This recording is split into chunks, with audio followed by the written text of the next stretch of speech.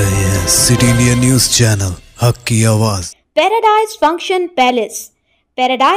Palace महबूब नगर। BJP की कौमी नायब सदर और रुकन पार्लियामेंट डी के अरुणा ने महबूब नगर में पार्टी दफ्तर में प्रेस कॉन्फ्रेंस से खिताब करते हुए पंचायत इंतखाबात में मुबैना नीलामियों, माली लेन देन और सियासी दबाव पर शदीद नाराज़गी का इजहार किया।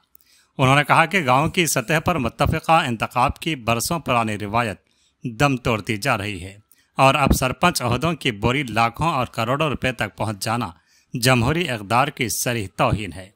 डी के अरुणा ने इल्ज़ाम लगाया कि सरपंच उम्मीदवारों का इंतखाब आवाम की मर्जी के बजाय चंद बाअसर और दौलतमंद अफराद के हाथों तय किया जा रहा है, जबकि माजी में दियानतदारी के साथ मुत्तफ़िक़ा नुमाइंदे मुंतखब किए जाते थे। उन्होंने कहा कि नीलामी के ज़रिए सामने आने वाले उम्मीदवार बाद में तरक्याती कामों के बजाय अपनी सरमायाकारी वापस हासिल करने की कोशिश करते हैं, जिससे गाँव की तरक्की बुरी तरह मुतासिर होती है। उन्होंने साबिक़ा हुकूमत पर तनकीद करते हुए कहा कि तरक्याती बिलों की अदम अदायगी के सबब कई सरपंच माली बहरान का शिकार हुए, जबकि मौजूदा कांग्रेस हुकूमत के 2 साला दौर में भी ग्राम पंचायतों को फंड्स फराहम नहीं किए गए और 42 दौर के बिल अब तक ज़ेर इल्तवा हैं। अरुणा ने इलेक्शन कमीशन से मुतालबा किया कि जबरी मुत्तफ़िक़ा इंतखाब और मुबैना नीलामी के मामलात पर अज़ खुद कार्रवाई की जाए। उन्होंने कहा कि तहरीरी शिकायत न आने का जवाब दुरुस्त नहीं, क्योंकि हर गांव में लोग खुद बोली की तफसीलात बता रहे हैं। वज़ीर आला के बयान तरक्की देख कर वोट दें पर रद्द अमल देते हुए डी के अरुणा का मौक़िफ़ था कि रियासत में नजर आने वाली तरक्की मरकज़ी हुकूमत के फंड्स की मरहून मिन्नत है, जबकि हुक्मरान जमात दबाव के ज़रिए कारकुनान को अपनी सफ़ों में शामिल करने की कोशिश कर रही है। उन्होंने कांग्रेस हुकूमत पर बदउनवानी, इंदिरम्मा हाउसिंग स्कीम में जानिबदारी और इंतखाबी वादों की अदम तकमील के इल्ज़ामात आयद करते हुए कहा कि हुकूमत के पास कोई वाज़ेह विज़न नहीं, सिर्फ बयानात पर हुकूमत चलाई जा रही है। डी के अरुणा ने वज़ीर आला से मुतालबा किया कि पंचायत इंतखाबात पुरअमन माहौल में मुनाकिद कराने के लिए मौसर इक़दाम किए जाएँ और गाँव की तरक्की को सियासी मफादात से बालातर रखा जाए। గ్రామ పంచాయతీలలో ఎన్నికల ప్రజాస్వామ్యాన్ని కూనీ చేస్తూ పెద్ద ఎత్తున వేలం పాటలు పాడి ఏకగ్రీవం కావడం అనేది ఏమాత్రం కూడా ఇది ప్రజాస్వామ్యానికి మంచిది కాదు. ఆ ఊర్లో ఒకరు సర్పంచ్గా ఎన్నిక కావాలంటే ఎవరు ఎక్కువ డబ్బులు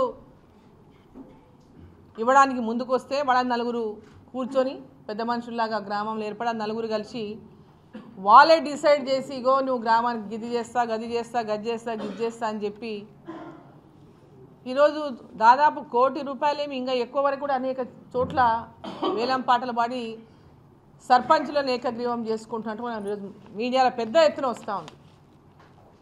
ఇది ప్రజాస్వామ్యానికి ఏమాత్రం కూడా మంచిది కాదు. ప్రజలకు వారి ఓటు హక్కును వినియోగించుకునేటటువంటి అవకాశం ఖచ్చితంగా ప్రతి గ్రామ పంచాయతీలో కల్పించాల్సినటువంటి అవసరం ఉన్నది. ముఖ్యమంత్రి గారు వచ్చిండ్రు, జిల్లాలలో తిరుగుతున్నారు, హడావిడిగా తిరుగుతున్నారు. రేపు ఆదివారంకి ఎల్లుండి, రేపు కాక ఎల్లుండికి వాళ్ళ అధికారంలోకి వచ్చి 2 ఏళ్ళు పూర్తవుతుంది. ప్రజాపాలన, ఆ పాలన, ఈ పాలన, సంబరాలని చెప్తున్నారు. ఇది ప్రజాపాలన కాదు, ఇది సంబరాలు కాదు. ప్రజలు బాగా అంటే ప్రజలను అంత బాగా ఎవరు మోసం చేయలేదు అని వీళ్ళు సంబరాలు చేసుకుంటున్నారు. కాంగ్రెస్ పార్టీ నాయకులు మేము చేసినంత గొప్ప మోసం ఎవరు చేయలేదని వాళ్ళు సంబరాలు చేసుకోవాలి తప్ప ప్రజలు ఎవరు సంబరాలు చేసుకుంటలేరు. 2 ఏళ్ల లోపల ఈ రాష్ట్ర ప్రభుత్వం వాళ్ళు ఇచ్చినటువంటి హామీలన్నీ ఇప్పటిదాకా నెరవేర్చలేదు అంటే ఇది అట్టర్గా ఫెయిల్ అయినటువంటి ప్రభుత్వం. 2000 పెన్షన్ 4000 చేస్తామన్న 2 ఏళ్ళు అయిపోయింది. సోనియమ్మ పుట్టినరోజు డిసెంబర్ 9 నాడు అధికారంలోకి వచ్చిన వెంబడే ₹4000 పెన్షన్ చేస్తామన్న 2 సంవత్సరాలు అయిపోయింది. మరి ఒక్కొక్కరికి 4000 చొప్పున లెక్కగట్టి ఇస్తారా ఇచ్చేటినాడు వీళ్ళు?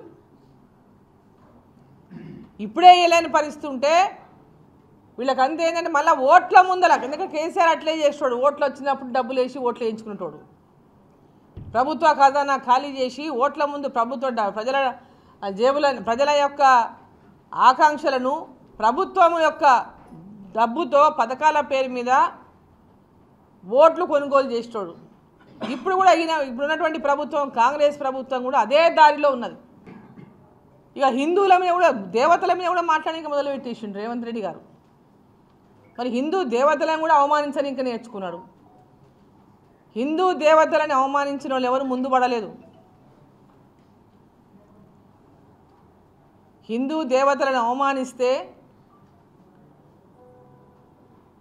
దానికి తగినటువంటి శిక్ష తప్పకుండా ఆ అవమానించినటువంటి రేవంత్ రెడ్డి గారు అనుభవిస్తారు. ఇంకెవరు అవమానించినా దాన్ని తప్పకుండా దాని శిక్ష అనుభవిస్తారు. ప్రతి చోట ఎలక్షన్లు అప్పుడు పోయినావు, దేవుళ్ళ పేర్లు పెట్టి మొక్కినావు, దేవుళ్ళ మీద ఒట్లేసినావు. ఏ గుడికి ఏడికి పోతే అడిగి పోయి నన్ను నమ్మండి అని చెప్పి దేవుళ్ళ మీద ఒట్లేసి ప్రమాణాలు చేసి హామీలు ఇచ్చిండు. 6 గ్యారెంటీలు. మీరు 6 గ్యారెంటీలు ప్రజలు నమ్మడానికి అన్ని దేవుళ్ళ మీద ఒట్టేసిండు. ఏడికి పోతే ఏ జిల్లాకి పోతే ఆ జిల్లాలో దేవుళ్ళ మీద ఒట్టేసిండు. ఇక్కడ మనతో కురుమూర్తి స్వామి ఉంటే కురుమూర్తి స్వామి మీద ఒట్టేసే, అక్కడ యాదగిరికి పోతే యాదాద్రి మీద నరసింహస్వామి మీద ఒట్టేసే, ఇట్లా ఎక్కడ పోతే అక్కడ సమ్మక్క సారక్క అక్కడ పోతే వాళ్ళ మీద ఒట్టేసే, వరంగల్ పోతే భద్రకాళి మీద ఒట్టేసే, వేములవాడ పోతే ఒట్టేసే, అటు ఎక్కడ భద్రాద్రి పోతే ఒట్టేసే, ఎక్కడ పోతే అక్కడ దేవుళ్ళ మీద ఒట్లేసి నన్ను నమ్మండి 6 గ్యారెంటీలు నేను అమలు చేస్తా అని చెప్పి మరి ఎక్కడున్నాయి?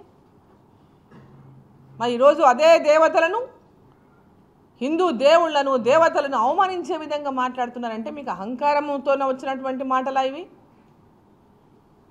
పదవాహంకారం చూసుకొని వచ్చినటువంటి మాటలా? ధనహంకారాన్ని చూసుకొని వచ్చినటువంటి మాటలా?